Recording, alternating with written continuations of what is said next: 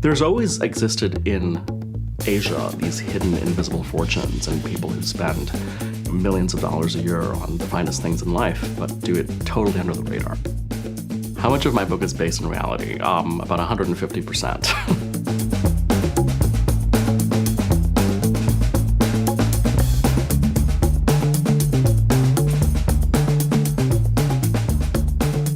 Couture Week in Paris is the creme de la creme. We're talking about dresses that start in the tens of thousands and go up to the millions, and only about 2,000 women in the world can afford to dress this way. I was lucky enough to spend Couture Week in Paris with some truly stylish insiders.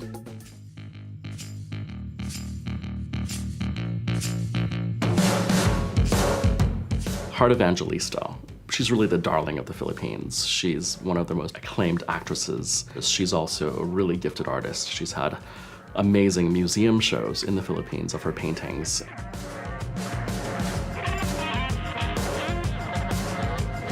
Hi! So here we are. And then there's the Yo sisters, Michelle and Rachel, who are so much wiser than their years. They grew up in Kuala Lumpur, Malaysia, but for the last, I think, 7 or 8 years have been living in England. Thank you for organizing Dior so I could come with you guys. No, I really we're so appreciate excited. that. Yeah, it's such a pleasure. Yeah, it was like a last-minute surprise. That was like, cool, I get to come with you guys. I guess that's part of Fashion Week. Yeah, everything happens at the last minute. Exactly. Yeah.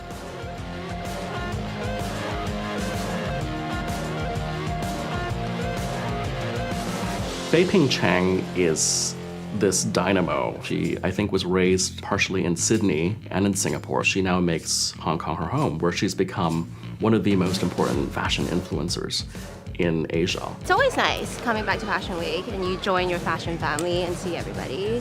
It's always a nice little reunion.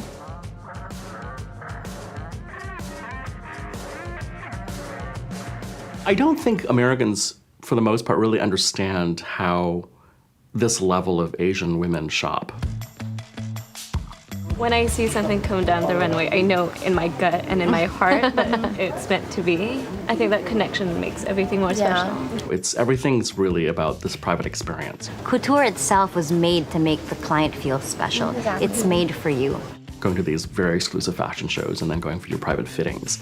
But then also there are jewelry showings and jewelry parties where they meet jewelers and select stones and really be in that world of helping to create what they buy. So the spending is on a whole other level. I really want to see the behind the scenes. Yeah. And the seamstresses are the real heroes. Yeah, Definitely. that's true. It's so nice to see where all the materials and all the embroidery comes from before it gets to the runway. Like Lesage, I'm in love with. Like the embroidery is just so beautiful, and like all the shoes for Chanel is like made in Massaro. Couture is really special because it celebrates the highest level of craftsmanship and creativity. So It's actually like buying art. Like, Yeah, it's really literally. art, and it's Couture like is wearable art. And like, Exactly. if you can put it on yourself, why not? There are only about 15 haute couture designers in the world because the standards are so high. Each one of them is personally appointed by the Chambre Syndicale of Haute Couture. These dresses go from the runway to a one-of-a-kind custom-fit piece. So when these women are buying a gown, they know they are literally buying a piece of history. you have an appointment and then you just get to try on all these beautiful clothes and decide which piece you want. Even just going to fittings or like when you're attending shows and they're like there putting dresses on you, it's just so fun. On average, we do sort of 3 fittings because I think my body changes during that time anyways. What are the shows are you looking forward to? Definitely Giambattista Valli tonight. He's my favorite, as you know. So He did your wedding see. dress, Yes, right? he did. Yeah. What was the process like? I came to Paris a year before my wedding. At first, I was only going to do one dress, and then in the end, evolved into 2 very different dresses, which was great because the main dress, was a big tulle creation. And the second one's entirely made out of silk.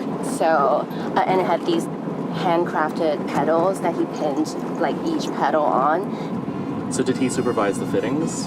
Yeah, he was there. So he's very hands-on. Very hands-on. Yeah, he's really an artist that really cares about his craft. It's such a beautiful, magical experience. Even if you don't put it on yourself, like No, you even just looking archive at it, it, right? it's just perfect. I mean, it tells a story of this time when I went to Paris. I got this dress for me. When you have your kids, it's something you share and pass on.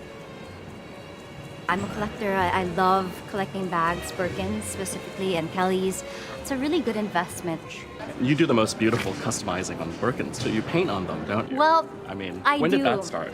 I had a lizard skin Birkin, and it was orange, and I was eating French fries at Chili's. Oh gosh. And they had grease. cheese on, yeah. So Love that. I did not notice that it was already under my bag when I brought it home. I tried to clean it, I asked around, and it was just impossible to fix. So I said, okay, why don't I paint on it? And I loved it. Do you get a sense that you are part of this new generation of sort of fashion influencers? I don't You go know to if we these are shows? influencers, and that's the I thing. think you are. We just enjoy the shows. Because, I mean, we started with our mom originally when we were like 10. My love for fashion really came from my grandmother. She only ever wore Escada and Chanel. I think anyone that enjoys the beauty in life loves fashion to a certain extent.